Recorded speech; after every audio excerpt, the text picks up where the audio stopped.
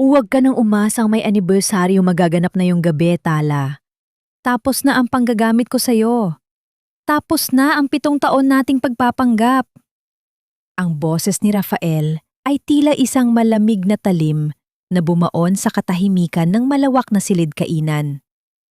Hindi man lang siya tumingin sa direksyon ng kanyang asawa. Sa halip, marahas niyang inilapag ang isang makapal na sobreng kulay kape sa ibabaw ng mesa, sa tabi mismo ng paborito niyang ulam na niluto ni Tala ng may buong pagmamahal sa loob ng 3 oras. Dahan-dahang napatingin si Tala sa mga kamay niyang nanginginig.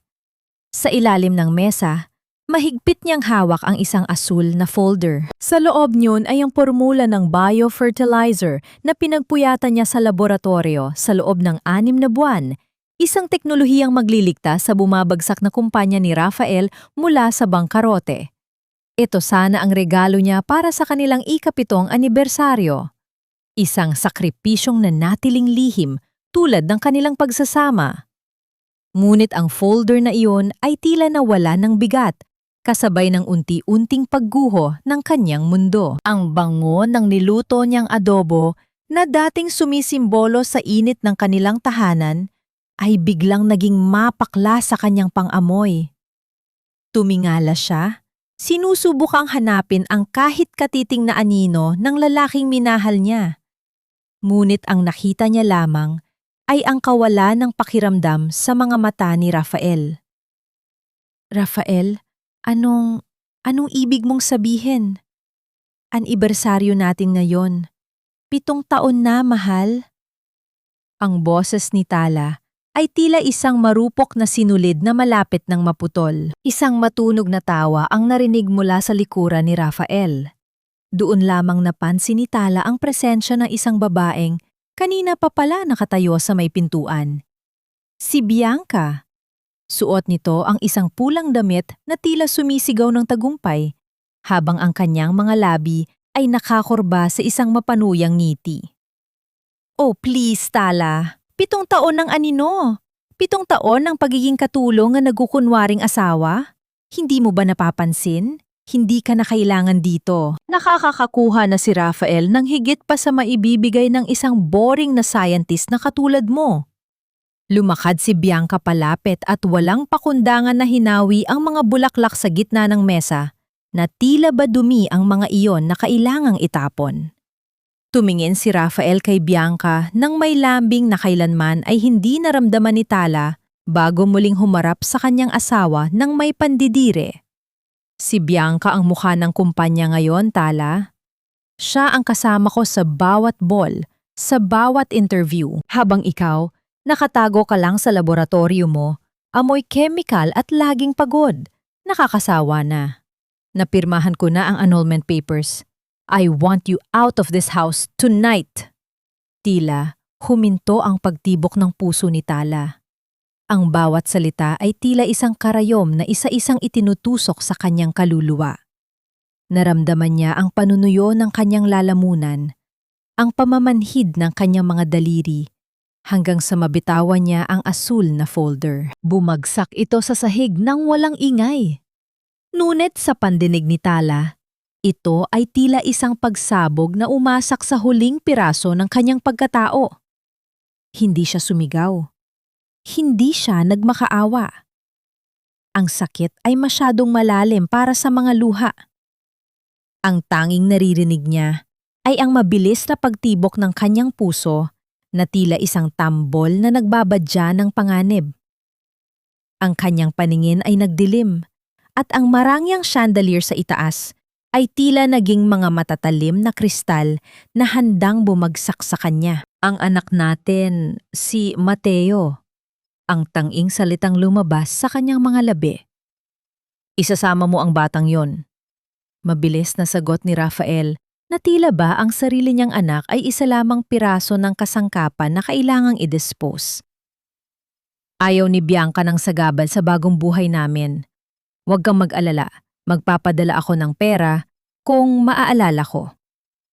Kasabay ng kanyang huling sinabi, isang malakas na kulog ang gumitla sa buong mansyon. Ang bintana ay niyanig ng malakas na hangin at ang ulan ay nagsimulang humampas sa salamin. Marahas, walang awa, tulad ng taong nasa harapan niya. Tumingin si Bianca sa kanyang wristwatch at umirap. Bilis-bilisan mo, Tala. Darating na ang mga tauhan ko para ilipat ang mga gamit ko rito. Hindi namin gustong makakita ng basura sa gitna ng sala. Nanatiling nakatayo si Tala sa gitna ng silid, mag-isa, habang ang dalawa ay nagsimulang maglakad palayo na tila ba hindi siya umiiral. Ang kanyang mga kamay ay dahan-dahang humawak sa gilid ng mesa upang hindi siya mabuwal. Sa kailaliman ng kanyang pagkasira, isang tanong ang paulit-ulit na umaalingangmaw sa kanyang isipan. Isang tanong na hindi niya mabigkas. Ngunit nagmarka sa bawat hibla ng kanyang gunita. Ito ba ang kapalit ng lahat ng gabing hindi ko itinulog para lamang protektahan ang iyong pangalan? Ito ba ang halaga ng 7 taon kong pananahimik sa dilim para lang ikaw ang magningning sa liwanag? Sa labas, ang bagyo ay nagsisimula pa lamang. Ngunit sa loob ng dibdib ni Tala, ang lahat ay naging abona. Wala akong pakialam kung may lagnat ang batang yan, Tala. Hindi ko na problema kung saan kayo pupunta. Ang mahalaga, wala na kayo sa pamamahay ko bago sumapit ang hating gabi. Ang boses ni Rafael ay mas matalim pa sa hanging sumisipol sa pagitan ng mga siwang ng bintana. Ang kanyang mga mata, na dati ay tinitingnan si Tala ng may paghanga noong kailangan pa niya ang talino nito, ay wala nang makitang anuman, kundi pandidiri. Sa kanyang likuran, nakasandal si Bianca sa hamba ng pinto, tila nanonood ng isang nakakaaliw na dula habang pinadlalaruan ang kanyang buhok. Sa loob ng silid na iyon, kung saan nananatili nakabalot sa kumot ang munting si Mateo, ay tila huminto ang pang-ikot ng mundo. Ramdam ni Tala ang nakakapapasong init mula sa balat ng kanyang anak. Kanina pa ito nanginginig at umiiyak ng mahina dahil sa taas ng lagnat. Hawak-hawak ni Tala ang isang basang bimpo, ang kanyang tanging sandata laban sa sakit ng anak. Ngunit na yon ay kailangan niyang bitawan ang lahat. Rafael, maawa ka naman sa anak mo. Kahit bukas na kami umalis. Malakas ang ulan, may bagyo. Mamamatay ang bata sa labas. Ang pakiusap ni Tala, ang kanyang boses ay nanginginig sa pagitan ng takot at pagmamakaawa. Ang kanyang mga daliri ay mahigpit na nakakapit sa maliit na kamay ni Mateo. Tila sinusubukang ibigay ang lahat ng kanyang lakas sa bata. Ngunit ang tanging tugon ni Rafael ay ang marahas na paghablot sa braso ni Tala. Anak, huwag mo akong gamitan ng drama, Tala. Alam nating dalawa na ang batang yan ay gagamitin mo lang para makahingi ng pera sa akin. Ngayon pa lang, pinuputol ko na ang lahat ng koneksyon nyo sa pamilyang Avellana. Senyorito Rafael, parang awa nyo na po. Isang matandang tinig ang sumingit sa tensyon. Si Lola Epifania, ang matandang katulong na nag-alaga kay Tala sa loob ng 7 taon, ay pumasok sa silid na may luha sa mga mata. Hawak niya ang isang maliit na bag na naglalaman ng ilang pirasong damit ni Mateo. Huwag niyo po silang itapon sa ganitong panahon. Ang bata ay may sakit. Manahimik ka, matanda. Kung gusto mong sumama sa kanila, lumayas ka rin. Ang sigaw ni Bianca. Ang kanyang boses ay tila isang matinis na tunog na bumasag sa katahimikan. Lumapit siya at marahas na kinuha ang bag mula kay Lola Epifania bago ito itinapon sa direksyon ni Tala. Ang mga gamit ni Mateo ay nagkalat sa sahig. Ang paborito nitong laruan, ang mga gamot na hindi pa naipapainom, ang lahat ng mumunting alaala ng 7 taon. Walang nagawa si Tala, kundi ang mabilis na damputin ang kanyang anak. Binuhat niya si Mateo, na ngayon ay tuluyan ng nagising at nagsimulang umiyak ng malakas dahil sa gulat at sakit.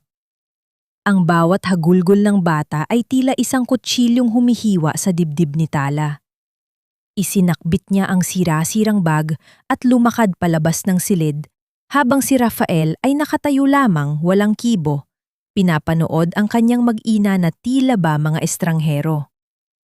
Pagdating sa pintuan ng mansyon, ang tunog ng ulan na humahampas sa bubungan ay tila isang babala. Ang dilim ng gabi ay nilalamon ang malawak na bakuran.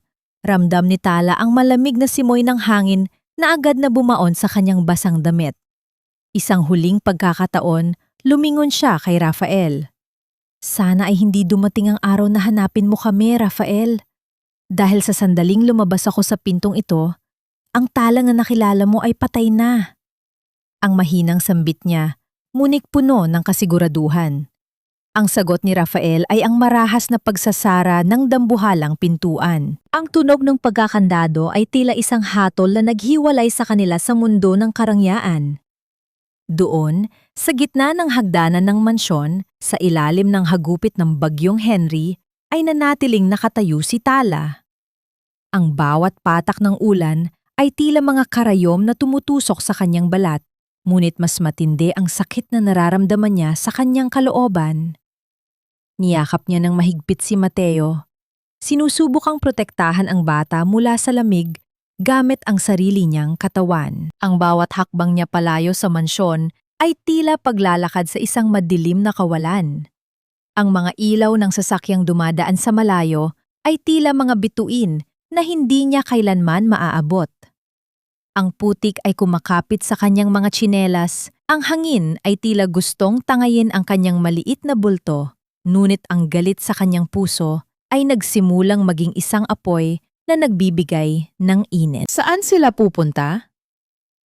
Saan siya kukuha ng lakas para sa anak na tila mawawalan na ng hininga dahil sa hirap ng paghinga? Habang naglalakad sa tabi ng highway, isang mabilis na sasakyan ang dumaan, nagwisik ng maruming tubig sa kanilang dalawa. Napasigaw si Mateo sa takot at doon, sa gitna ng kawalang katiyakan, ay nakita ni Tala ang isang maliit na taxi na dahan-dahang tumitigil sa kanyang harapan. Ngunit bago pa man niya mahawakan ang pintuan ng sasakyan, isang anino ang lumabas mula sa dilim ng kalsada, tila naghihintay sa kanilang pagdating. Ang bawat hibla ng kanyang pagkatao ay nagsasabing tumakbo, ngunit ang kanyang mga paa ay tila nakabaon na sa putik ng kanyang kahapon. Mrs. Avellana, sa oras na ilapat mo ang iyong lagda sa kasunduang ito, ituturing na kaming patay sa mata ng mundo. Wala nang Tala, wala nang Mateo, magiging mga anino na lamang kayo sa ilalim ng proteksyon ng Estado. Ang boses ni Kalihim Mendoza ay kasing lamig ng hanging nanggagaling sa aircon ng lihim na pasilidad ng pamahalaan. Sa harap ni Tala ay isang makapal na dokumento para sa proyektong Sentinel. Ito ang tanging paraan upang mailayo niya si Mateo sa kamandag ni Bianca at sa kapabayaan ni Rafael. Ang kanyang talino, ang kanyang buhay, at ang kanyang kalayaan ay magiging pagmamay-ari na ng bayan kapalit ng kanilang kaligtasan. Tumingin si Tala sa kanyang anak na mahimbing na natutulog sa isang maliit na sopa sa sulok ng opisina. Ang maputlang mukha ni Mateo ay tila isang paalala ng malupit na gabing dumaan. Ang bawat paghinga ng bata ay tila isang marahang himig na nagmamakaawa para sa isang mas maayos na bukas. Marahang hinawakan ni Tala ang panulat. Ang bigat nito ay tila kasing bigat ng lahat ng alaala ng kanyang 7 taong pagsasakripisyo. Sa bawat titik ng kanyang pangalan na isinusulat niya sa papel, nararamdaman niya ang unti-unting pagkapunit ng kanyang lumang pagkatao. Ang bawat kurba ng tinta ay tila isang huling pamamaalam sa babaeng naniwala sa pag-ibig. Wala nang luhang lumalabas sa kanyang mga mata.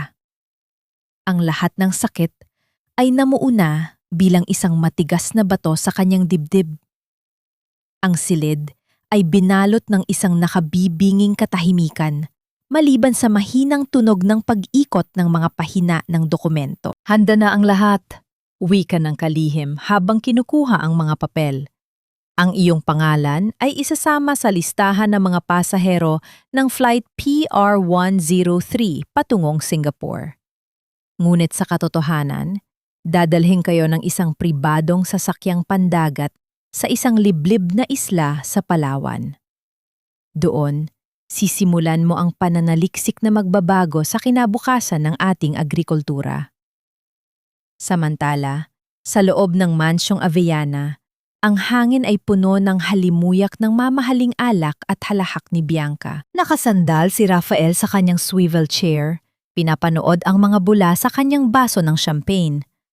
Ang katahimikan ng bahay ay tila isang tagumpay para sa kanya. Wala nang tala na magpapaalala sa kanya ng kanyang mga pagkukulang. Wala nang iyak ng bata na gigising sa kanya sa hating gabi. Cheers, Rafael! Sa wakas, malinis na ang daan natin. Masayang bika ni Bianca habang sumasayaw ng bahagya sa gitna ng sala. Ngunit ang kanilang pagdiriwang ay biglang naputol nang ang malaking telebisyon sa dingding ay magpakita ng isang nagbabagang balita. Isang pulang anunsyo ang lumitaw sa ibaba ng screen. Isang eroplano na wala sa radar sa gitna ng dagat. Nabitawan ni Rafael ang kanyang baso. Ang tunog ng pagkabasag ng kristal sa sahig ay tila isang babala na bumaon sa kanyang pandinig. Ang tubig mula sa champagne ay dahan-dahang kumalat sa mamahaling alpombra. Tila isang mansa na hindi na mabubura. Nakatitig siya sa listahan ng mga pasahero na isa-isang binabasa ng news anchor. Tala Avellana at Mateo Avellana. Ang pangalan ng kanyang asawa at anak ay umalingaw-ngaw sa buong silid. Tila isang sumpa na bumalik upang multuhin siya. Ang huling hitsura ni Tala sa ilalim ng ulan, ang mga mata nitong puno ng pait, at ang yakap nito sa kanilang anak ay biglang sumariwa sa kanyang isipan. Ang kanyang bibdib ay binalot ng isang hindi maipaliwanag na paninikip, isang pakiramdam na tila unti-unti siyang kinakapos ng hininga. Hindi maaari. Ang pabulong na sambit ni Rafael. Ang kanyang mga kamay ay nagsimulang manginig. Dahan-dahan siyang naglakad patungo sa silid na dati ay okupado ng kanyang mag-ina. Ang silid ay malamig at bakante, maliban sa isang maliit na bagay na nakasilip sa ilalim ng kama. Yumuko si Rafael at kinuha ang bagay na iyon. Ito ang maliit na sapatos ni Mateo, ang sapatos na naiwan sa gitna ng kaguluhan ng kanilang pag-alis. Ang amoy ng baby powder ay nananatili pa rin sa tela nito. Isang amoy na tila nanunumbat sa kanyang pagkatao. Sa labas, ang kulog ay muling narinig, tila isang huling hiyaw ng langit para sa mga buhay na nawala. Sa kabilang dako, habang nakasakay sa isang maliit na barko sa gitna ng madilim na karagatan, nakatingin si Tala sa malayo. Ang liwanag ng Manila ay unti-unti nang naglalaho sa abot tanaw. Hawak niya ang kamay ni Mateo habang ang bata ay mahimbing na natutulog. Ang bawat hampas ng alon sa gilid ng barko ay tila isang pangako ng pagbabago. Paalam, Rafael, ang mahinang bulong ni Tala sa hangin. Sa araw na muli tayong magkita, hindi na ako ang babaeng itinapon mo sa basura. Ngunit sa gitna ng kanyang determinasyon, isang lihim na takot ang nananatili sa kanyang puso. Paano kung ang mundong iniwan niya ay hindi pa pala tapos sa kanya? Sa loob ng bag ni Mateo, may isang maliit na envelope na hindi niya napansing inilagay ni Lola Epifania. Isang bagay na magbubukas ng isang katotohanang mas madilim pa sa gabi ng kanilang pagtakas. Sir Rafael, hindi na po tumatalab ang mga chemical na ginagamit natin. Ang mga peste sa gitnang Luzon ay tila naging manhid na sa dati nating formula. Kung hindi natin ito maaayos sa loob ng 2 linggo, mawawala ang kalahati ng ating produksyon. Ang boses ng kanyang chief agriculturist ay tila isang haton ng kamatayan na umalingaw-ngaw sa loob ng marangyang opisina ni Rafael. Nakatitig si Rafael sa mga ulat na nakalatag sa kanyang mesa. Ang mga graph na dati ay laging pataas ay tila mga bangin na bumabagsak sa pula. Ang bawat numero ay isang sampal sa kanyang pagkatao, isang paalala na ang swerteng tinatamasa niya nitong mga nakaraang taon ay hindi pala sa kanya nagmula. Tumayo si Rafael at lumapit sa malawak na bintana na nakaharap sa lungsod. Ang langit ay kulay abo, tila nakikiramay sa dumi at amoy ng pagkabulok na nanggagaling sa kanyang mga lupain sa malayo. Sa loob ng 7 taon, tila isang himala ang bawat pag-aani ng Avellana Corporation. Akala niya ay sadyang magaling lang siyang mamuno. Ngunit ngayon, habang unti-unting namamatay ang mga pananim, napagtanto niya ang isang masakit na katotohanan. Si Tala ang utak sa likod ng bawat tagumpay. Subukan niyo ang formula na iniwan ni Tala sa laboratorio. Ang pasigaw na utos ni Rafael, ang kanyang boses ay puno ng desperasyon. Huwag niyo akong sabihan na hindi niyo kayang gayahin ang gawa ng isang babaeng laging nakakulong sa kwarto. Sinubukan na po namin, sir, ang mahinang sagot ng empleyado habang nakayuko.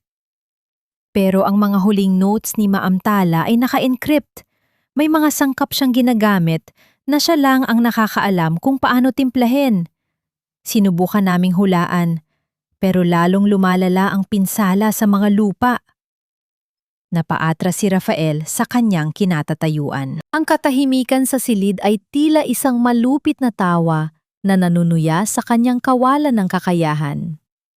Sa sandaling iyon, bumukas ang pinto ng opisina at pumasok si Bianca na may dalang mga mamahaling shopping bag mula sa isang sikat na brand. Ang bawat hakbang ng kanyang takong ay tila isang matalim na tunog na lalong nagpapainit sa ulo ni Rafael. Rafael, honey, look at this! Limited edition na Hermes bag. Bagay na bagay ito sa susunod nating charity gala. Masayang wika ni Bianca na tila walang pakialam sa tensyong namamayani sa silid. Bianca, lumabas ka muna. Nagtatrabaho ako. Ang malamig na sabi ni Rafael. Ang kanyang mga mata ay nananatiling nakapako sa mga ulat ng pagkalugi. Ano ka ba naman, Rafael? Pera lang yan. Marami tayong naitabi. Ang sagot ni Bianca habang lumalapit sa kanya. Ang kanyang boses ay puno ng mapagpanggap na lambing. Bakit ka ba nag-aalala sa mga damo at insekto na yan? Mas mahalaga ang image natin sa publiko. Lumingon si Rafael kay Bianca at sa unang pagkakataon, nakita niya ang isang babaeng walang ibang alam kundi ang lumustay ng kayamanan na hindi naman siya ang naghirap. Ang ganda nito na dati ay nakakaakit ay tila naging isang maskarang gawa sa plastik. Walang lalim, walang saysay. Naalala niya si Tala na kahit pagod mula sa laboratorio, ay laging may nakahandang niti at solusyon sa bawat problema ng kumpanya nang hindi humihingi ng anumang kapalit. Dahan-dahang lumapit si Rafael sa lab notebook ni Tala na naiwan sa isang sulok ng kanyang mesa. May isang bahagi doon na may bahid ng tinta at isang maliit na guhit ng bulaklak. Isang simpleng bagay na nagpapakita ng pagkatao ng kanyang asawa. Ang tinta ay nagsisimula na ring maglaho, tila unti-unti ring binubura ng panahon ang huling bakas ng babaeng binaliwala niya. Isang matinding pagsisisi ang dumaan sa kanyang dibdib. Isang pakiramdam na tila may nakadagan na malaking bato sa kanyang puso. Honey, are you listening? Ang muling pangungulit ni Bianca habang hinahawakan ang balikat ni Rafael. Bago pa man makasagot si Rafael, ang tunog ng 3 marahang katok sa pinto ay muling bumasag sa kanilang pag-uusap. Pumasok ang kanyang sekretary na may dalang seryosong mukha. Sir, nandito po si Attorney Santos, ang pamilyang abogado ni Lolo Ben. Ang anunsyo nito. Napatigil ang lahat. Si Attorney Santos ay hindi pumupunta sa opisina ng walang mahalagang dahilan. Pumasok ang matandang abogado. Dala ang isang itim na briefcase at isang aura ng otoridad na tila nagpatahimik maging kay Bianca. Ang kanyang mga mata ay diretso sa mga mata ni Rafael. Tila may binabasang hatol na matagal nang inihanda. Attorney, Santos, ano maipaglilingkod ko? Ang tanong ni Rafael, sinusubukang panatilihin ang kanyang dignidad sa kabila ng kaba. Inilapag ng abogado ang isang dokumento sa mesa. Ito ay may selyo ng pamilyang Avellana at isang lagda na tila mula pa sa hukay. Rafael, nandito ako para basahin ang huling hiling ng iyong lolo. ang simula ng abogado sa isang boses na kasing lalim ng gabi. May isang sugnay sa kanyang testamento na tanging sa pagkakataon lang ng pagkawala ni Tala ay maaaring buksan. Isang sugnay na magpapabago sa lahat ng hawak mo ngayon. Tumingin si Rafael sa dokumento at ang kanyang hininga ay tila huminto nang mabasa niya ang unang pangungusap. Ang bawat salita ay tila isang malakas na hampas na nagpabagsak sa kanyang huling depensa. Ang mga kamay ni Bianca ay dahan-dahang bumitaw sa shopping bag at ang tunog ng pagbagsak ng mga mamahaling gamit sa sahig ay tila isang babala ng paparating na unos. Anong ibig sabihin nito, attorney? Ang pabulong na tanong ni Rafael. Ang kanyang mukha ay nawalan ng kulay. Ibig sabihin nito, Rafael, ang buong teknolohiya at ang karapatan sa lupain ng Avellana ay hindi kailanman naging sa iyo. Sila ay pag-aari ng asawa mo. At dahil sa kanyang pagpanaw, may isang kondisyon na kailangan mong harapin o mawawala sa iyo ang lahat sa loob ng 30 araw.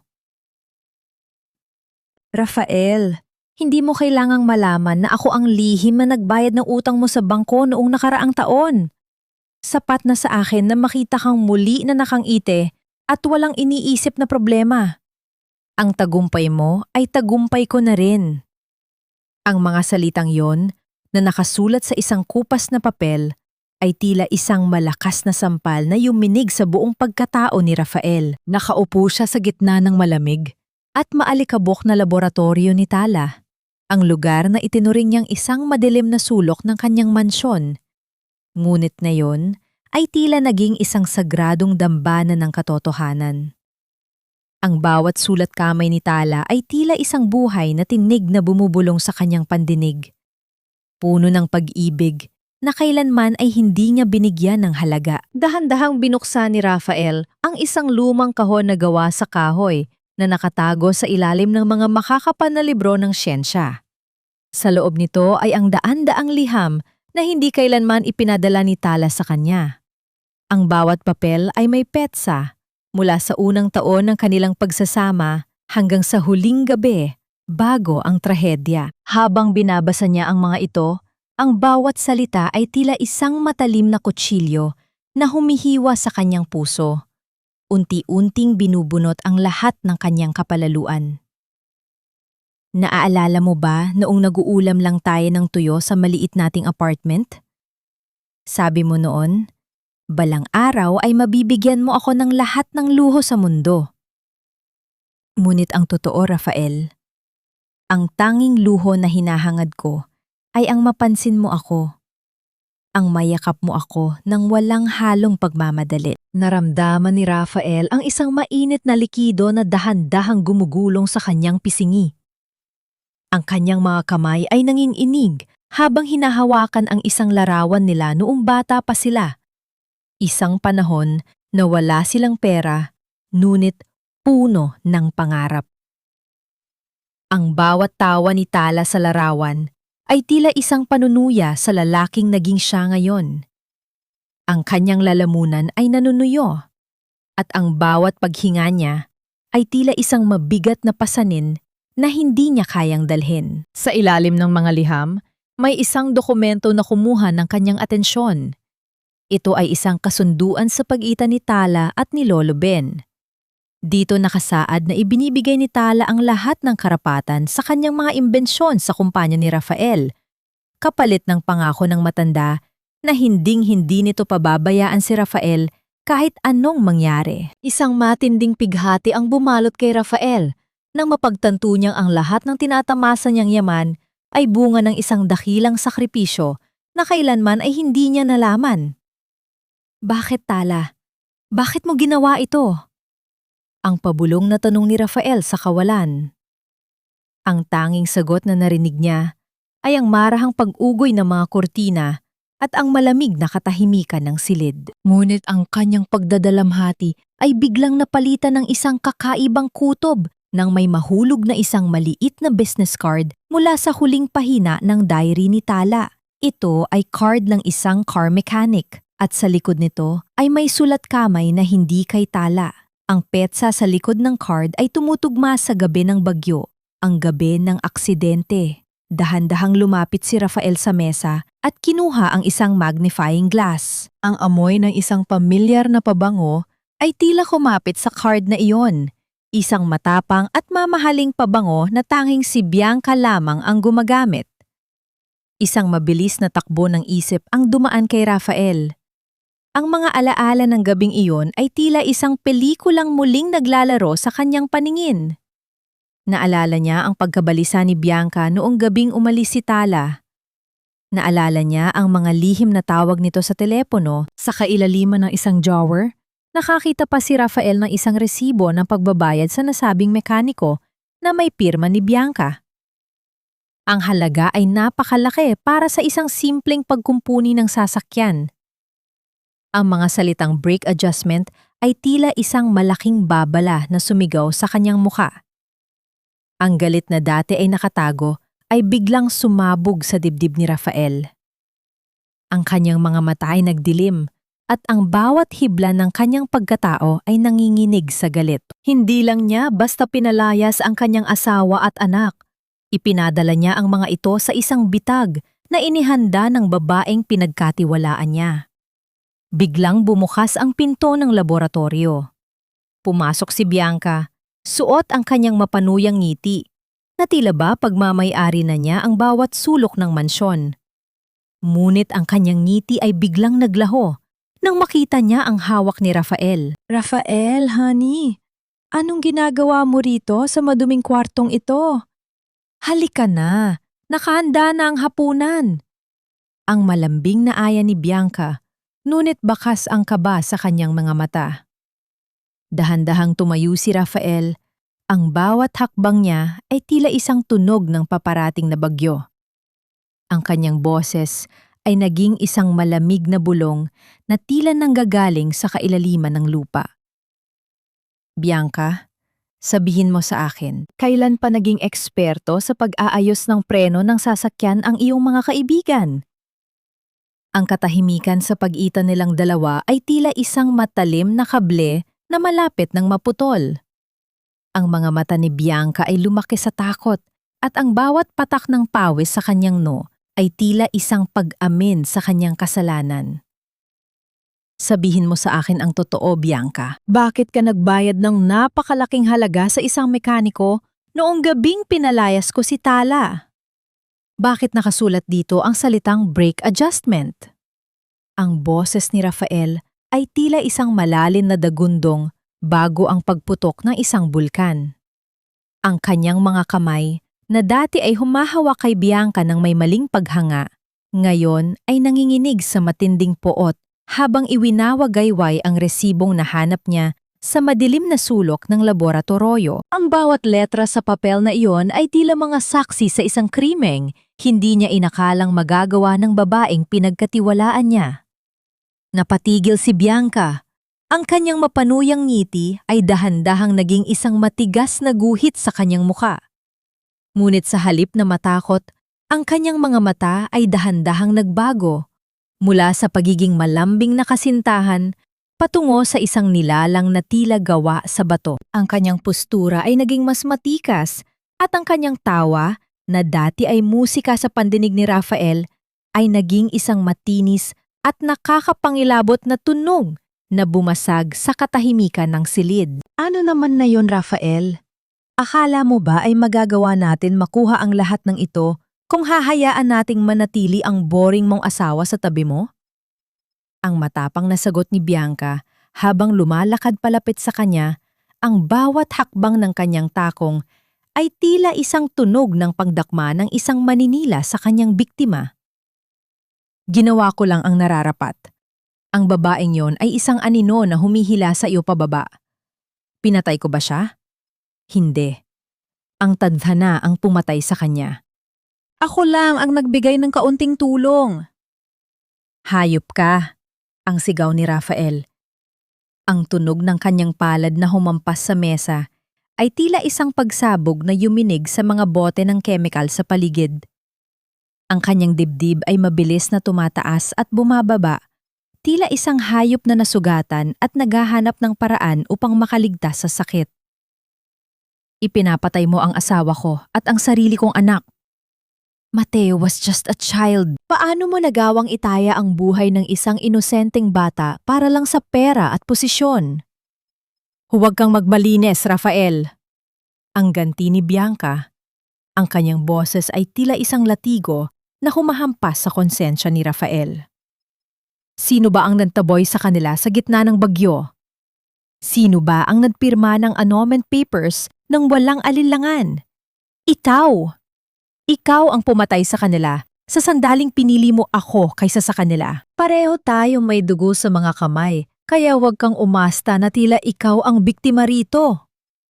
Napaatras si Rafael. Ang bawat salita ni Bianca ay tila mga bala na tumatago sa kanyang puso. Ang katotohanan ay mas masakit pa kaysa sa kamatayan. Ang kanyang pagkatao ay tila unti-unting nadudurog at ang bawat piraso ng kanyang karangyaan ay tila naging mga abo na dumi sa kanyang paningin.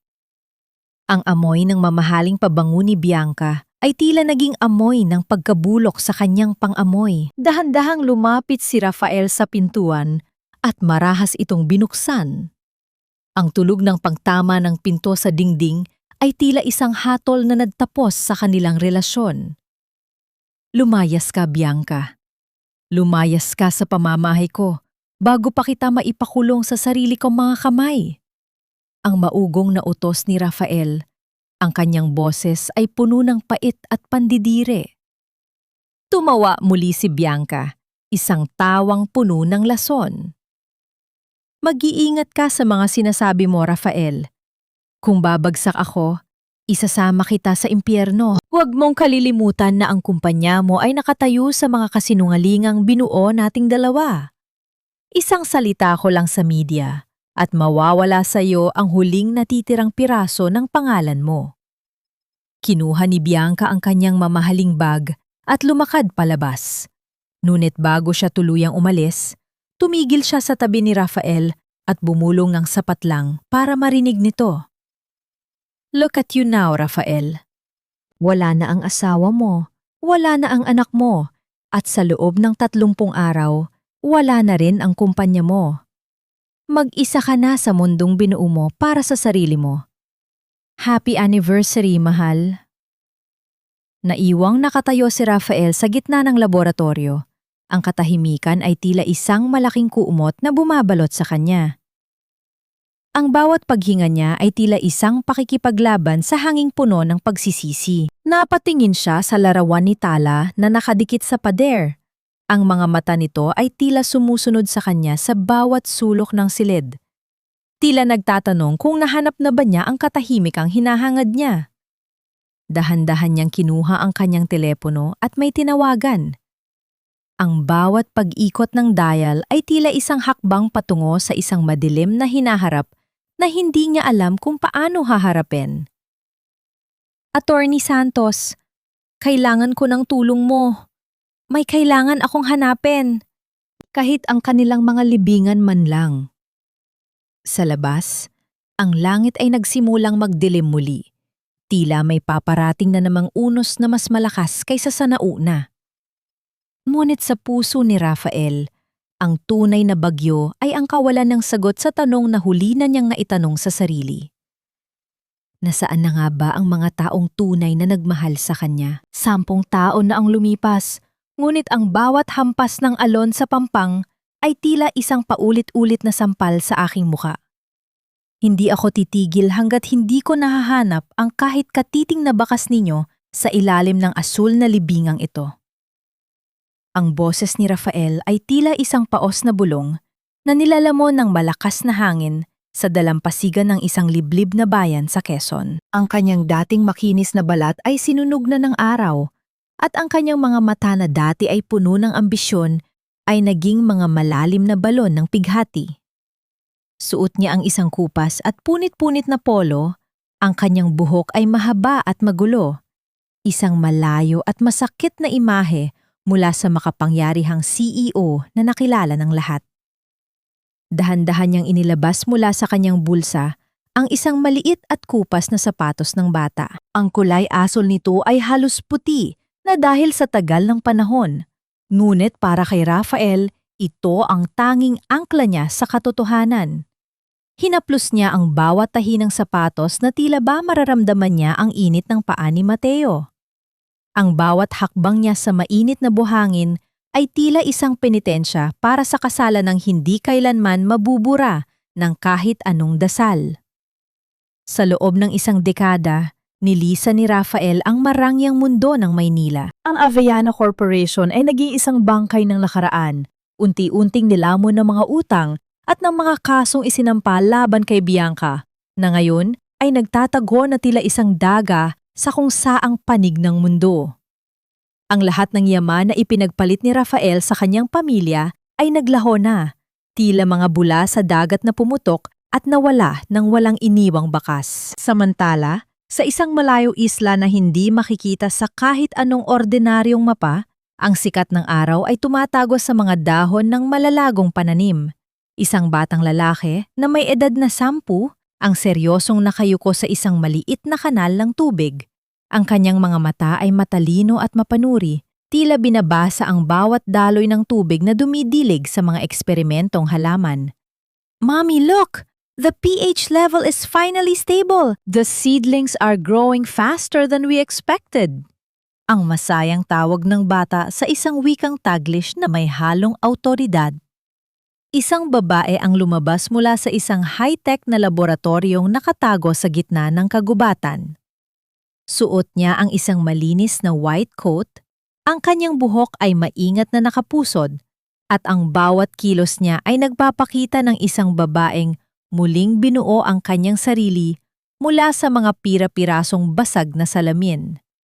Hindi na siya ang mahiyain at tahimik na si Tala. Ang kanyang mukha ay may taglay na ningning ng tagumpay at ang tigas ng isang lider na dumaan sa apoy. "That's good, Mateo. You're learning fast. Just remember, nature has its own rhythm. We don't force it, we just guide it." Ang malumanay na sagot ni Tala habang hinahawakan ang balikat ng kanyang anak. Ang bawat haplos ni Tala kay Mateo ay puno ng pasasalamat sa tadhana. Sa loob ng 10 taon sa ilalim ng proyektong Sentinel, nahanap ni Tala ang kapayapaang hindi niya naramdaman sa piling ni Rafael. Dito, siya ang reyna ng kanyang sariling mundo. Dito, ang kanyang talino ay hindi na lihim, kundi isang sandata para sa ikabubuti ng libu-libong magsasaka sa buong bansa. Ngunit sa kabila ng kanyang tagumpay, may mga gabi pa ring bumabalik ang tunog ng ulan at ang malamig na boses ni Rafael na nagtataboy sa kanya. Ang mga alaalang iyon ay hindi na nagdudulot ng luha, kundi ng isang malamig na determinasyon. Alam ni Tala na ang kanyang pananahimik ay may hangganan. Isang gabi, habang naghahanda para sa hapunan, lumapit ang isang lalaki kay Tala, si Dr. Aris, ang kanyang matapat na katuwang sa loob ng 10 taon. May hawak itong isang tablet na nagpapakita ng isang liham mula sa Department of Agriculture. "Director Tala, the government wants to go public with the Sentinel technology. They're calling for a national summit next week in Manila. It's time for the world to know who saved the country's food security." Ang balita ni Aris. Ang kanyang mga mata ay puno ng paghanga. Napatigil si Tala sa pag-aayos ng mesa. Ang salitang Manila ay tila isang bawal na tunog na umalingaw-ngaw sa kanyang pandinig. Tumingin siya kay Mateo na ngayon ay tahimik na nagbabasa ng isang scientific journal sa sofa. "Are we ready for this, Mommy?" Ang tanong ni Mateo na tila nararamdaman ang bigat ng desisyon ng kanyang ina. Huminga ng malalim si Tala. Ang kanyang mga kamay ay dahan-dahang humawak sa gilid ng mesa. Ang bawat hibla ng kanyang pagkatao ay nagsasabing manatili sa ligtas na islang ito. Ngunit ang hustisyang matagal nang natulog ay nagsimulang gumising. "The seeds have grown, Mateo. It's time for the harvest." Ang sagot ni Tala. Ang kanyang boses ay kasing patag ng dagat bago ang isang malakas na pagtaas ng tubig. Sa kabilang panig ng dagat, sa isang maliit na tinitirhang dampa sa pampang, Biglang nagising si Rafael mula sa isang masamang panaginip. Ang pawis sa kanyang noo ay tila nanggagaling sa kailaliman ng kanyang kaluluwa. Tumingin siya sa lumang diaryo na ginagamit niyang pansapin sa sahig. Isang maliit na anunsyo ang kumuha sa kanyang atensyon tungkol sa paparating na agricultural summit. Bakit tila ang bawat pintig ng kanyang puso ay nagsasabing ang sagot sa kanyang 10 taong paghahanap ay matatagpuan sa gitna ng lungsod na kanyang tinalikuran. Isang lihim na pag-asa ang nagsimulang sumibol sa gitna ng kanyang kawalan. Isang pag-asang tila, isang bituin na muling sumikat sa pinakamadilim na bahagi ng gabi. Sino nga ba ang mahiwagang babaeng tinatawag nilang The Architect of Green Salvation? Isang dekada ang lumipas mula nang tanggapin ko ang hamon ng inyong pamahalaan. Ang proyektong Sentinel ay hindi lamang isang teknolohiya para iligtas ang ating mga lupang sakahan. Ito ay isang patunay na mula sa mga abo ng pinakamatinding tagtuyot, maaari tayong muling magtanim ng pag-asa. Ang boses ng babaeng nasa entablado ay umalingaw-ngaw sa buong Grand Ballroom ng Manila Hotel. Ang kanyang bawat salita ay tila isang malakas na agos ng ilong na nagpatahimik sa daan-daang politiko, negosyante at mamamahayag na nag-aagawan sa espasyo. Suot niya ang isang eleganteng puting suit na sumisimbolo sa kalinisan ng kanyang layunin, ang kanyang buhok ay maayos na nakapusod at ang kanyang tindig ay tila isang reyna na nakaupo sa kanyang trono. Sa loob ng isang madilim at maalikabok na karinderya sa gilid ng Maynila, nakaupo si Rafael. Sa harap niya ay isang tasang kape na kanina pa lumamig at isang maliit na telebisyon na nakasabit sa itaas ng kahera. Ang kanyang mga mata ay nanlalaki, hindi makapaniwala sa imaheng nakikita ng kanyang mga mata. Ang tasa ng kape ay dahan-dahang nahulog mula sa kanyang nanginghinig na mga kamay. Ang likido ay kumalat sa mesa, ngunit hindi niya ito pinansin. Ang babaeng yon, ang babaeng tinatawag nilang Chief Scientist ng Sentinel, ay ang babaeng itinapo niya sa ilalim ng bagyo 10 taon na ang nakalilipas. Tala. Ang bulong ni Rafael, ang boses niya ay basag at puno ng pagluha na matagal nang natuyo sa kanyang mga mata. Ang pangalang iyon na iniluha niya sa daan-daang dalampasigan ay nandito ngayon, buhay na buhay, at nagniningning ng higit pa sa anumang yamang minsan niyang hinangad. Sa telebisyon, nagpatuloy ang press conference. Isang mamamahayag ang tumayo at nagtanong ng may pag-uusisa. Director Tala, 10 taon kayong nawala sa mata ng publiko at naging isang misteryo sa larangan ng siyensya. Ano ang nagudyok sa inyo na itago ang inyong pagkakakilanlan sa loob ng ganoon katagal? At bakit na yon lang kayo nagpasyang lumabas? Ang mga ilaw ng kamera ay nagkislapan, tila mga kidlat na naghihintay ng kulog. Tumingin si Tala ng diretso sa pinakamalapit na lens at para kay Rafael na nakatitig sa screen, tila ang babaeng yon ay tumitingin ng tuwiran sa kanyang kaluluwa. Ang mga mata ni Tala, na dati ay puno ng pagmamakaawa noong gabing pinalayas siya, ay ngayon ay puno ng isang malamig at matalim na kapangyarihan. Minsan sa buhay natin, may mga bagyong darating hindi para sirain tayo, kundi para linisin ang mga landas na hindi na natin dapat tahakin. Ang mabagal ngunit mariing sagot ni Tala. Ang bawat salita ay tila isang punyal na dahan-dahang ibinabaon. Ang aking pananahimik ay hindi pagtakas. Ito ay paghahanda. Ngayon, bumalik ako, hindi para humingi ng anumang pabor, kundi para bawiin ang lahat ng ninakaw sa akin at sa bansang ito. Napatayo si Rafael sa loob ng karinderya. Ang ingay ng mga taong kumakain sa kanyang paligid ay biglang naging isang mahinang ugong. Ang kanyang dibdib ay sumisikip, tila hinihigop ng isang malakas na ipo-ipo ang huling natitira niyang hininga. Buhay siya. Buhay si Tala. Ang ibig sabihin ba nito, buhay rin ang kanyang anak? Sa entablado, Isang lalaking naggangalang Dr. Aris ang lumapit kay Tala at may ibinulong na dokumento. Si Tala ay tumango at numiti ng tipid sa madla. Bilang unang hakbang ng proyektong Sentinel sa labas ng aming islang laboratorio, idedeklara kong isa sa ilalim sa pamamahala ng Estado ang lahat ng natitirang lupain ng Aveanna Corporation. Ang anunsyo ni Tala na tila isang huling hatol ng Korte Suprema. Ang mga lupaing iyon ay matagal nang naiwan sa pagkabulok.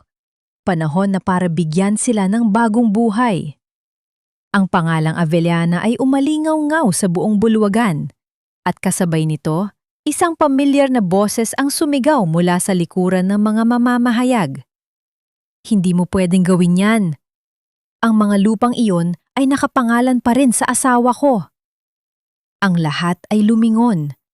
Sa pintuan ng ballroom, nakatayo si Bianca. Ang kanyang dating marangyang anyo ay napalitan ng isang desperadong babae na may suot na murang damit.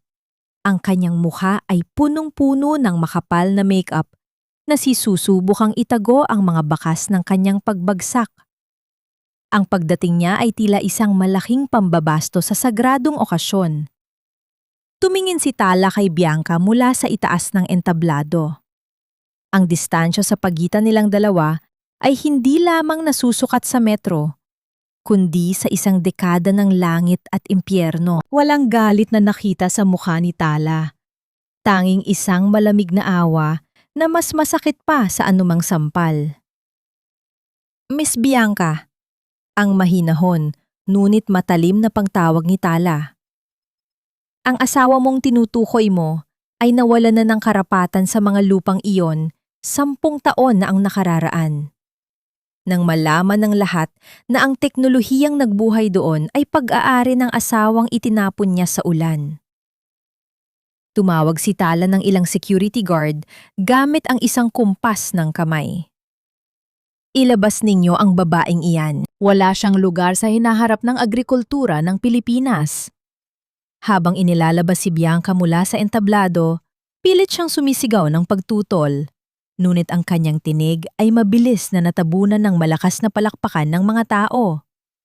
Si Tala ay nanatiling nakatayo sa gitna ng entablado. Matatag, tahimik, habang ang mga kamera ay walang tigil na kumukuha ng bawat sandali ng kanyang tagumpay. Samantala, sa labas ng marangyang hotel, isang lalaking gusgusin ng itsura ang nagmamadaling tumatakbo sa ilalim ng matinding sikat ng araw. Tila may hinahabol na huling pag-asa. Ang bawat hakbang niya sa aspalto ay nagsusunog ng kanyang mga paa. Ngunit hindi niya ito alintana. Kailangan niyang makarating doon. Kailangan niyang makita ng personal ang babaeng minsan niyang pinatay sa kanyang puso. Rafael. Ang lalaking minsang nag-ari ng lahat, ngayon ay tumatakbo patungo sa babaeng nagmamay-ari na ng buong mundo. Aabot ba ang kanyang mga pagsisisi bago tuluyang isara ni Tala ang huling pintuan ng nakaraan? Ang malalamig na bugso ng hangin mula sa air conditioning ng gusali ay tila mga yalong tumutusok sa sunog at magaspang na balat ni Rafael. Nakatayo siya sa gitna ng isang malawak at kumikinang na lobby ng Department of Agriculture, isang lugar kung saan ang mga taong nakapaligid ay nakasuot ng mga mamahaling kasuotan. Sa kanyang lukot at kupas na polo, madungis na mukha at magulong buhok, siya ay tila isang ligaw na aso na napadpad sa isang palasyo. Hinarang siya ng 2 gwardiya. Ang kanilang mga kamay ay mahigpit na nakahawak sa kanyang mga braso upang itulak siya palabas. Ngunit bago pa man siya tuluyang makaladkad, isang lalaking nakasuot ng pormal na itim na suit ang lumapit. Ito ay si Dr. Ares. Tiningnan ng doktor si Rafael mula ulo hanggang paa. Ang kanyang mga mata ay nagtataglay ng halong awa at pagkasuklam.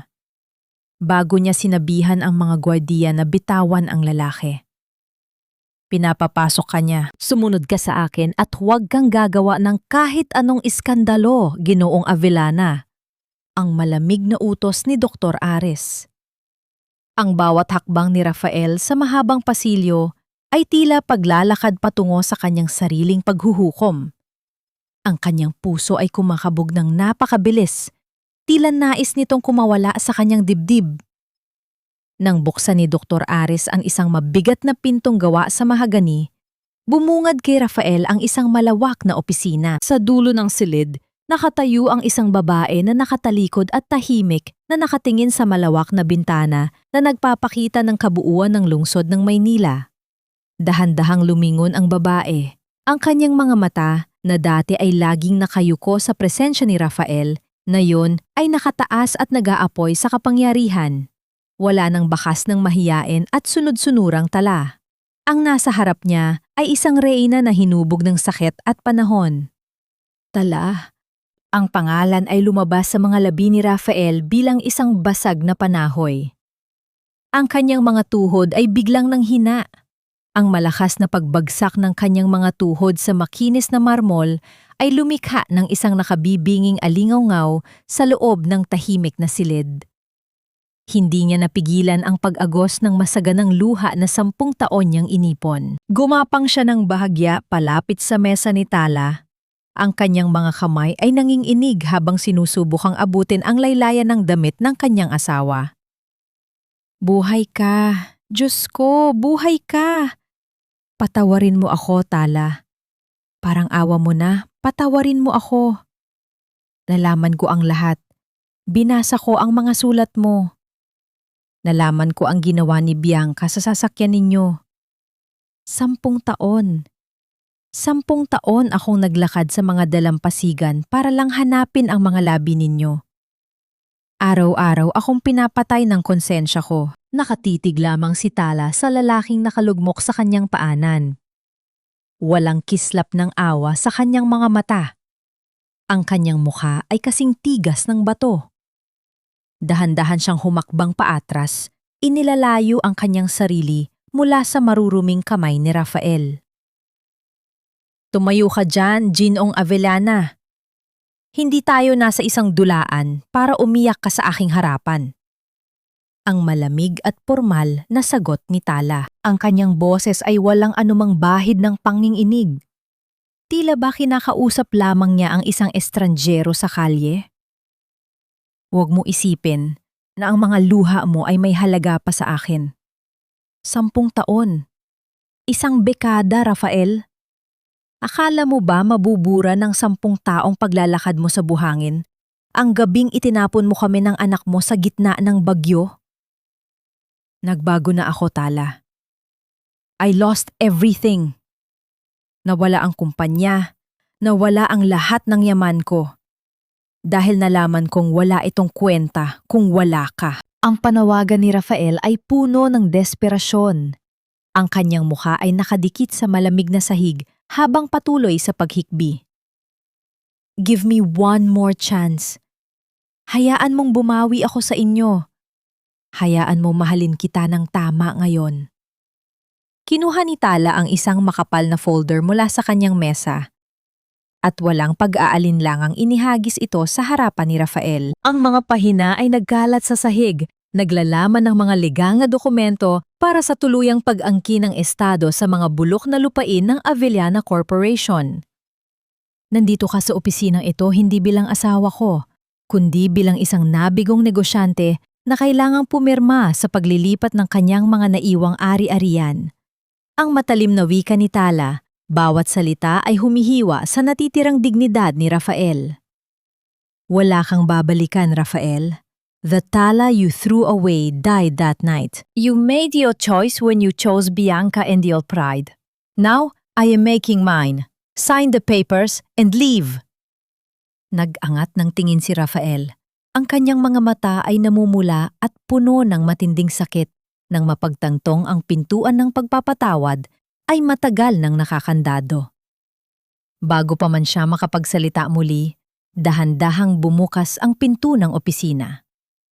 Pumasok ang isang batang lalaki na nakasuot ng maayos na uniforme mula sa isang eksklusibong paaralan. May hawak itong isang libro tungkol sa advanced biology. Ang kanyang mga hakbang ay magaan at puno ng kumpiyansa. Mommy, are we going home soon?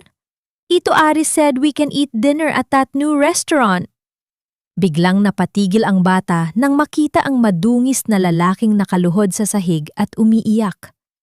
Kumunot ang noo ng bata, nagtataka, ngunit hindi natatakot. Dahan-dahang napalingon si Rafael sa pinanggagalingan ng maliit na boses. Ang paghinga ni Rafael ay tuluyang nahinto. Ang bata ay nasa tamang edad na 10 o 11. Ang hugis ng mga mata nito, ang kurba ng panga, at ang pagkakakunot ng noo. Ang lahat ng ito ay tila isang salamin na nagpapakita ng kanyang sariling mukha noong siya ay bata pa. Ito ang anak na ipinagtabuyan niya. Ito ang bungang hindi niya kailanman nasilayang lumaki. Napatitig ang bata sa kanya nang may inosenteng pagtataka bago lumingon sa kanyang ina. "Mommy, who's this beggar? Bakit siya umiiyak sa office mo?" Ang tanong ng bata ay tila isang malaking punyal na tuwirang ibinaon at inikot sa puso ni Rafael. Ang kanyang sariling dugo at laman ay nakatingin sa kanya nang walang kahit anong pagkilala, kundi pandidire sa isang pulube. Ang makapal na usok ng sigarilyo at ang amoy ng murang alak ay namamayani sa loob ng isang maliit at madilim na kwarto ng hotel sa eskinita ng Maynila. Nakaupo si Bianca sa harap ng isang basag na salamin, nanginghinig ang mga kamay habang sinusubukang takpan ng makapal na pampaganda ang mga malalalim na linya ng takot at pagpupuyat sa kanyang mukha. Wala na ang mga diamante. Wala na ang mga mamahaling damit. Ang tanging natitira na lamang sa kanya ay isang peking designer bag at ang nag-uumapaw na ilusyon na siya pa rin ang reyna ng kanyang sariling mundo. Ang sunod-sunod at mabigat na pagkatok sa pintuan ay nagpatigil sa kanyang paghinga. Ang kanyang lipstick ay dumulas, lumikha ng isang pulang guhit sa kanyang pisingi na tila isang sariwang sugat. Inayos niya ang kanyang sarili, pilit na ibinabalik ang kanyang mapagmataas na tindig sa pag-aakalang ang kakatok ay ang room service na inutusan niyang magdala ng kanyang huling inutang na hapunan. Ngunit nang hawiin niya ang pinto, hindi pagkain ang sumalubong sa kanya. Bumungad ang 3 unipormadong pulis, ang kanilang mga mukha ay seryoso at walang bahid ng pagbibiro. At sa likuran nila, nakatayo ang isang figura na tila isang diyosa ng katarungan na bumaba mula sa langit upang maningil ng utang. Si Tala. Suot ang isang itim na trench coat, ang kanyang mga mata ay kasing lamig ng yelo habang nakatingin sa kaawa-awang kalagayan ni Bianca. Ano ang ibig sabihin nito? Wala kayong karapatang pumasok dito. Do you know who I am? Tatawagan ko ang mga abogado ko. Ang matinis at nag-isterikong sigaw ni Bianca, ang kanyang boses ay nanginginig sa halong galit at matinding kaba. Dahan-dahang humakbang si Tala papasok sa kwarto. Ang bawat hakbang niya ay tila nagpapaliit sa espasyo ng kwarto. Unti-unting sinusukol ang hininga ni Bianca. Inilabas ni Tala mula sa kanyang bag ang isang makapal na brown envelope at inihagis ito sa paanan ni Bianca. Ang mga papel ay nagkalat, naglalaman ng mga bank records, kopya ng mga tseke, at ang sinumpaang salaysay ng mekanikong inupahan ni Bianca 10 taon na ang nakararaan. Hindi mo na kailangan ng abogado, Bianca. Kailangan mo ng himala. Ang mahinahon, ngunit nagbabadyang boses ni Tala. Nahanap namin ang mekanikong binayaran mo ng $250,000 para putulin ang preno ng sasakyan ko. Kumanta na siya. Inamin niya na ikaw mismo ang nag-abot ng pera sa kanya sa likod ng isang abandonadong bodega noong gabing bumabagyo. Napaatras si Bianca. Ang kanyang likod ay tumama sa malamig na pader ng kwarto. Ang kanyang mga mata ay nanlalaki sa matinding takot habang nakatiin sa mga ebidensyang matagal na niyang inakalang nakabaon sa limot. Sinubukan niyang tumawa. Isang mapakla at baliw na tawa na nagpakita ng tuluyang pagkasera ng kanyang katinuan. Lies! These are all fabricated lies. Gawa-gawa mo lang ito dahil inggit ka sa akin. Inggit ka dahil ako ang pinili ni Rafael at hindi ikaw. Ang pasigaw na pagdepensa ni Bianca habang itinuturo ang mukha ni Tala. Ang lalaking ipinagmamalaki mo ay matagal ng patay sa loob, Bianca. Katulad ng konsensya mo. Sagot ni Tala nang walang kahit anong emosyon. Tumangmo siya sa hepe ng pulisya na agad na lumapit upang basahin ang Miranda rights at ilahad ang warrant of arrest para sa kasong frustrated murder. Nang maramdaman ni Bianca ang magaspang na kamay ng pulis sa kanyang braso, nagpumiglas siya. Ang kanyang mga kuko ay bumaon sa uniforme ng pulis, sumisigaw at nagmamakaawa. Sa gitna ng kanyang pagpupumiglas, napatingin siya sa madilim na bahagi ng pasilyo. Isang lalaki ang dahan-dahang naglalakad palapit. Si Rafael. Ang mga mata ni Bianca ay biglang nagkaroon ng pag-asa. Tila siya nakakita ng isang anghel na tagapagligtas. Buwan lakas siyang kumawala ng bahagya at umiyak ng malakas patungo sa direksyon ng lalaki. Rafael! Honey! Tell them! Sabihin mo sa kanila na kasinungalingan ito. Ipagtanggol mo ako. Ginawa ko ang lahat ng iyon para sa atin, para sa kinabukasan natin. Ang humihikbing pagsamo ni Bianca, inaasahang muling magagamit ang kanyang lason upang bulagin ang lalaki. Ngunit nang tumama ang liwanag ng koridor sa mukha ni Rafael, ang pag-asa ni Bianca ay gumuho. Wala ng pagmamahal o kahit pagmanasa sa mga mata ng lalaki. Ang mga mata ni Rafael ay tila dalawang malalalim na hukay. Walang buhay, walang kaluluwa. Tiningnan niya si Bianca ng may matinding pandidire. Tila ba nakatingin siya sa isang nabubulok na basura? Ginawa mo yon para sa kasakiman mo, Bianca. At sinira mo ang nag-iisang pamilyang nagmahal sa akin ng totoo. Ang basag at walang emosyong sagot ni Rafael. Mula sa kanyang bulsa, inilabas niya ang isa pang dokumento at iniabot ito sa pulis. Iyan ang sinumpaang salaysay ko. Ako ang magpapatunay sa lahat ng kalupitan ng babaeng yan. Ang malamig na paglapat ng bakal na posas sa mga pulso ni Bianca ay naghudyat ng katapusan ng kanyang kasamaan. Hindi niya matanggap ang katotohanan. Ang babaeng dati ay nagmamay-ari ng atensyon ng lahat. Ngayon ay kinakaladkad palabas ng mumurahing hotel. Ang kanyang pampaganda ay lusaw sa luha. Ang kanyang dangal ay tuluyang dinurog. Rafael, huwag mo akong iwan. Babalikan kita, Tala. Mabulok sana kayo sa impyerno. Rafael! Ang kanyang mga nakakapasong tili ay patuloy na umalingaw-ngaw sa pasilyo hanggang sa tuluyan siyang ipasok sa loob ng sasakyan ng mga pulis. Naiwan si Rafael at Tala sa tahimik na koridor. Nakatayo si Rafael na tila isang punong pinutulan ng mga ugat, habang si Tala ay nanatiling matikas. Hindi man lang nag-abalang lingunin ang lalaking patuloy na lumuluha sa kanyang likuran. Unti-unti na nga ibabalik ang katarungan, ngunit sapat na ba ito upang punan ang mga sugat na iniwan ng nakaraan? Mateo, anak, ako ang papa mo. Ang mga salita ay tila mga basag na piraso ng salamin na lumabas sa mga labi ni Rafael. Nakatayo siya sa ilalim ng isang malaking puno ng akasya sa tapat ng eksklusibong paaralan kung saan nag-aaral si Mateo, naghihintay na tila isang pulubing nag-aabang ng limos. Ang kanyang mga kamay ay marumi at ang kanyang mga damit ay mas lalo pang kumupas. Ito na ang huling barahan ng kanyang pag-asa. Ang huling hibla ng koneksyon sa mundong minsan niyang sinira. Lapatigil si Mateo sa paglalakad. Ang kanyang mga mata, na puno ng talino at kuryosidad, ay tiningnan si Rafael mula ulo hanggang paa. Ang ekspresyon ng bata ay hindi galit, hindi takot, kundi isang malamig at payak na pagtataka. Dahan-dahan niyang inilabas ang kanyang wallet at kumuha ng isang malutong na 100 pisong papel. Heto po, Manong.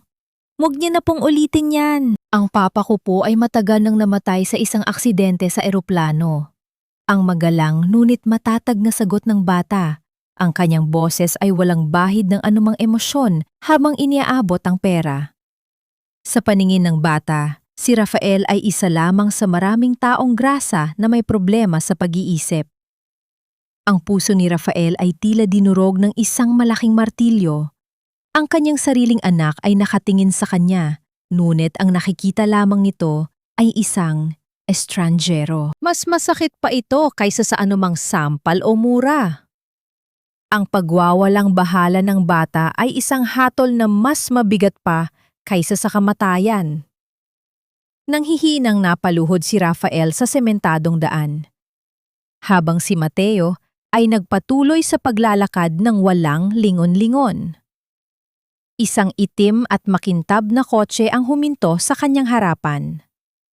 Bumukas ang bintana nito at mula sa loob ay nakatingin sa kanya si Tala. Ang kanyang muka ay seryoso, ngunit sa likod ng kanyang mga mata ay may isang kislap ng awan na matagal nang nawala. Huwag mong guluhin ang anak ko, Rafael. Tahimik na ang mundo niya. Huwag mo nang ibalik ang mga multo ng nakaraan. Ang mahinahon, ngunit may diin na sabi ni Tala. Ngunit anak ko siya, Tala. Karapatan kong makilala ang sarili kong anak. Ang umiiyak na sagot ni Rafael. Ang kanyang boses ay puno ng pait. Ang karapatan ay nawawala kapag binaliwala mo ang kaakibat nitong tungkulin. Ang matigas na tugon ni Tala. Saan ka noong nilalagnat siya at kailangan niya ng ama? Saan ka noong natututo siyang maglakad at kailangan niya ng kamay na aalalay? Nasa tabi ka ni Bianca, ipinagbiriwang ang yaman na ako ang naghirap. Ang karapatan mo, Rafael, ay itinapon mo sa ilalim ng ulan kasama namin noong gabing iyon. Pinunasan ni Rafael ang kanyang mga luha at tiningnan si Tala ng may pagmamakaawa. Noong gabing iyon, sa tingin mo ba ay hindi ko pinagsisihan? Gabi-gabi kong naririnig ang iyak ni Mateo sa aking isipan. Kung maibabalik ko lang ang oras, Tala, ibabalik ko ang lahat. Huminga ng malalim si Tala. Ang kanyang mga mata ay dumana sa malayo, tila may inaalalang isang eksena mula sa nakaraan. Alam mo ba kung ano ang dala ko noong gabing iyon? Ang formula para sa biofertilizer na magliligtas sa Aveana. Yun sana ang regalo ko sa iyo. Handa na sana akong sabihin sa iyo na kaya kong isakripisyo ang pangarap kong makilala bilang isang scientist para lang manatili sa iyong tabi bilang isang simpleng asawa. Handa na akong maging anino mo habang buhay. Ngunit hindi mo ako binigyan ng pagkakataon. Ikaw ang pumili, Rafael. Ikaw ang humatol sa sarili mong tadhana. Walang maisagot si Rafael.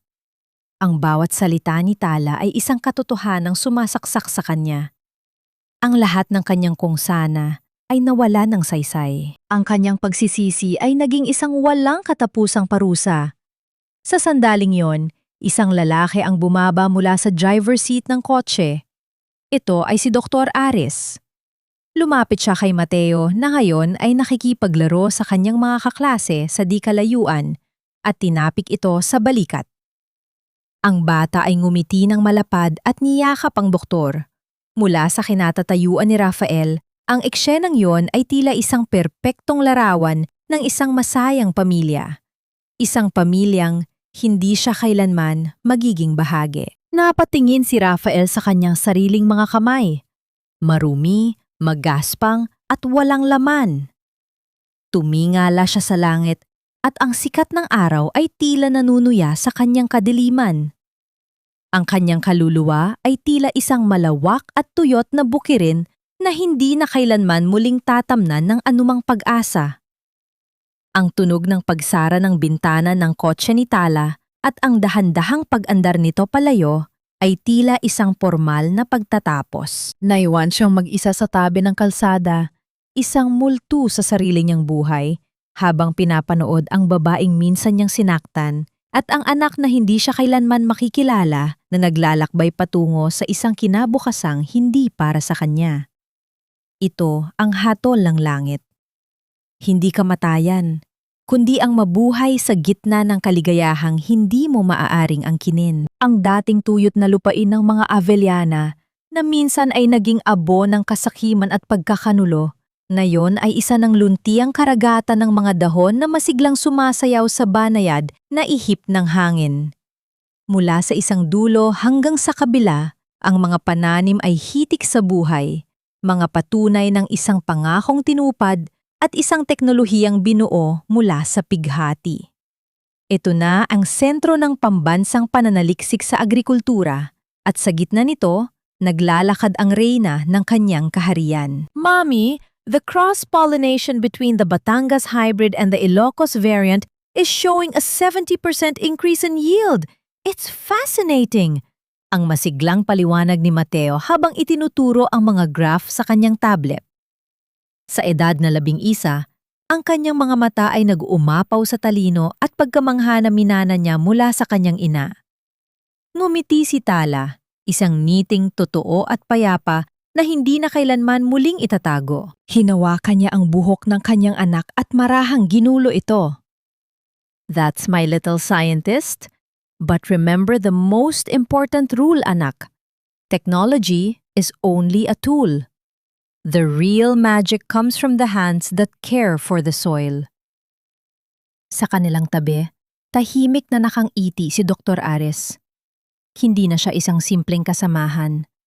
Siya ay naging isang sandigan, isang ama-amahan na nagturo kay Mateo kung paano magpalipad ng saranggola at kung paano tratuhin ang isang babae ng may pinakamataas na respeto. Ang kanilang pagsasama ay hindi kailangan ng anumang titulo. Ito ay isang samahang binuo ng pagtitiwala at pinatibay ng panahon. Sa di kalayuan, sa dulo ng malawak na lupain kung saan nagsisimula ang maliit na baryo, may isang simpleng bahay kubo. Sa harap nito ay isang lalaking tahimik na nag-aalaga ng isang maliit na harden ng mga gulay. Ang kanyang mga kamay, na dati ay pumipirma lamang sa mga multimilyong kontrata, ngayon ay sanay na sa pagbubungkal ng lupa. Si Rafael. Mula sa kanyang kinatatayuan, tanaw niya ang 3 figura na masayang naglalakad sa gitna ng bukirin. Hindi na siya umiiyak. Ang sakit sa kanyang dibdib ay naroon pa rin, ngunit ito ay naging isang pamilyar na kasama na lamang, isang paalala ng kanyang mga pagkakamali. Isang parusang tinanggap niya ng buong pagpapakumbaba. Hindi siya nagsisikap na lumapit. Hindi na siya nagmamakaawa. Ang kanyang kapayapaan ay natagpuan niya sa simpleng katotohanan na sa bawat pagising niya sa umaga, nasisilayan niya ang kaligayahang isinuko niya. Nakikita niyang malusog ang kanyang anak. Nakikita niyang masaya ang babaeng minsan niyang sinaktan. At sa isang kakaibang paraan, sapat na iyon. Sapat na ang makita silang buo, kahit pa ang kapalit nito ay ang habambuhay na pagiging pira-piraso niya. Sa gitna ng bukirin, isang malakas na ihip ng hangin ang dumaan. Natawa si Mateo habang tinatangay ng hangin ang kanyang sombrero. Tumigil si Tala sa paglalakad at lumingon. Ang kanyang mga mata ay dumaan sa lawak ng bukirin at sa isang saglit, tumama ito sa direksyon ng maliit na kubo sa dulo ng lupa. Hindi niya makita ng malinaw ang lalaki, ngunit naramdaman niya ang isang presensya, isang multo ng nakaraan na tahimik na nagmamasid. Hindi siya umiwas ng tingin, hindi siya nagpakita ng galit. Sa halip, isang bahagyang pagtango ang kanyang ginawa, isang tahimik na pagkilala sa isang kabanatang matagal ng isinara. Pagkatapos noon, muli siyang humarap sa kanyang anak at kay Aris. Pinulot ni Mateo ang kanyang sombrero at inilagay ito sa ulo ng kanyang ina. Nagtawanan silang tatlo habang sabay-sabay na naglakad patungo sa direksyon ng papalubog na araw. Ang kanilang mga anino ay humaba sa luntiang damuhan, magkakasama, naglalakbay patungo sa isang bagong bukas. Sa kanyang kubo, nanatiling nakatayo si Rafael. Pinanood niya ang kanilang paglayo hanggang sa sila ay maging maliliit na tuldok na lamang sa abot tanaw. Isang huling luha ang pumatak mula sa kanyang mga mata. Ngunit hindi na ito luha ng pighati. Ito ay luha ng pagtanggap. Ang babaeng itinapon niya sa dilim ay natagpuan na ang kanyang sariling liwanag. At siya, ang lalaking minsang naghari sa liwanag, ay nararapat lamang na manatili sa mga anino habang buhay na binabantayan ang apoy na hindi na niya kailanman muling mahahawakan. 15 taon. Ang panahon ay isang dalubhasang manggagamot. Sa loob ng 15 taon, ang mga sugat na dating sariwa at nagdurugo ay naging mga pilat na lamang, mga marka ng isang laban na napagtagumpayan, mga paalala ng isang katatagang hindi kailanman inakalang taglay. Sa gitna ng luntiang bukirin ng sentro ng pananaliksik, isang binata na may matatalinong mata ang seryosong nagpapaliwanag ng isang komplikadong diagram sa isang grupo ng mga baguhang siyentista. Siya si Dr. Mateo Avellana, ang pinakabatang dalubhasa sa biogenetics sa buong Asya. Sa kanyang tabi, nakatayo ang isang babaeng, ang buhok ay may mga hibla na ng pilak, ngunit ang ngeti ay nananatiling kasing init ng sikat ng araw. Si Tala, hindi na isang direktora, kundi ang pambansang tagapayo sa seguridad ng pagkain, isang alamat sa kanyang larangan. Isang hapon, habang sila ni Aris ay tahimik na nagkakape sa kanilang veranda, isang matandang kartero ang dumating. May dala itong isang sobreng kulay kape, lumana, at tila naglakbay mula sa napakalayong lugar. Ang sulat kamay sa labas ay pamilyar, ngunit kupas na at nanginginig. Binuksan ito ni Tala ng walang pag-aalinlangan. Sa loob ay ang huling liham mula kay Rafael. Hindi ito isang liham ng pagmamakaawa. Hindi ito isang liham ng pangungulit. Ito ay isang liham ng pamamaalam at pagpapalaya. Isinulat ni Rafael na nahanap na niya ang kanyang sariling kapayapaan sa isang maliit na bukid sa paanan ng bundok Banahaw. Doon, siya ay isang simpleng magsasaka, nagtatanim para sa mga ulila sa kalapit na ampunan. Hindi niya hiniling na makita sila. Ang tanging hiling niya ay malaman nilang sa bawat butil na kanyang itinatanim, isang panalangin ng pasasalamat ang kanyang iniaalay. Pasasalamat na sila ay buo at masaya. Nang matapos basahin ni Tala ang sulat, inabot niya ito kay Mateo na kararating lamang. Binasa ito ng binata ng walang emosyon bago ibinalik sa kanyang ina. "He seems to have found his peace, Mom," ang tanging nasabi ni Mateo. Tumango si Tala. Kinuha niya ang isang posporo. Sa harap ng kanyang asawa at anak, sa ilalim ng kulay kahel na langit ng dapit hapon, sinindihan niya ang papel. Pinanood nilang tatlo kung paano dahan-dahang nilamon ng apoy ang mga salita, kung paano naging abo ang tinta, at kung paano ang abo ng papel ay isinayaw ng hangin at isinama sa alabok ng lupang minsan nitong sinira. Napatawad na ba niya si Rafael? Oo. Ngunit hindi ito ang pagpapatawad na nangangahulugan ng pagbabalik. Ito ang pagpapatawad na nangangahulugan ng paglaya. Ang paglaya mula sa bigat ng galit at sa tanikala ng nakaraan. Nahanap na ba nila ang kapayapaan? Higit pa sa kapayapaan. Nahanap nila ang kaganapan.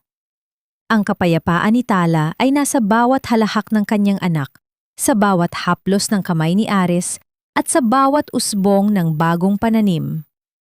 Ang kapayapaan ni Rafael ay nasa tahimik na pagtanggap ng kanyang parusa at sa paghahanap ng kabuluhan sa pagtulong sa iba. At ano ang aral na iniwan ng kanilang kwento? Na ang tunay na halaga ng isang babae ay hindi nasusukat sa kanyang mga sakripisyo para sa iba, kundi sa kanyang pagmamahal at paggalang sa sarili. Na ang pinakamatabang lupa ay hindi yaong hindi kailanman nakaranas ng pagtuyot, kundi yaong minsang naging abo, ngunit buong tapang na muling binungkal, diniligan ng luha at tinamnan ng binhi ng pagbangon. Sapagkat sa huli, ang isang abong bukid, isang bukirin ng abo, ay may kakayahang pamulaklakin ng pinakamagagandang ane kung ang nagtatanim ay natutunan ng mahalin ang sarili niyang mga kamay. At doon, sa gitna ng katahimikan ng luntiang bukirin, natapos ang isang mahabang paglalakbay ng puso at kaluluwa, kung saan ang bawat patak ng luha ay naging hamog na nagbigay ng buhay sa isang bagong umaga. Maraming salamat sa inyo mga mahal kong tagapakinig sa pag-angkas at pagsama sa akin sa kwentong ito mula sa unang pahina hanggang sa huling sandali. Sa totoo lang, Habang isinusulat ko ang mga tagpo ni Natala at Rafael, lalo na ang gabing ipinagtabuyan sila ni Mateo sa gitna ng malupit na bagyo, tila ba nadarama ko rin ang bigat sa aking sariling dibdib.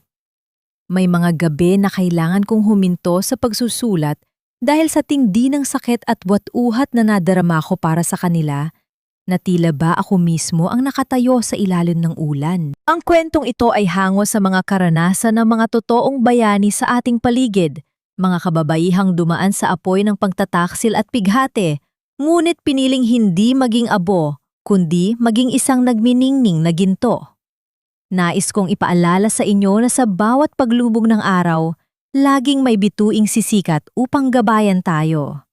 Ang pag-ibig, pagpapatawad at pag-asa ay hindi lamang mga salita, kundi mga biining kailangan nating alagaan sa loob ng ating puso upang tayo ay muling makabangon. Ngunit bago tayo tuluyang magpaalam, may isang tanong na nais kong iwan sa inyong mga kaisipan.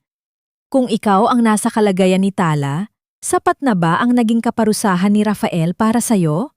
O naniniwala ka ba na ang bawat pagkakamali ay dapat may pagkakataon para sa isang buong pagbabalik?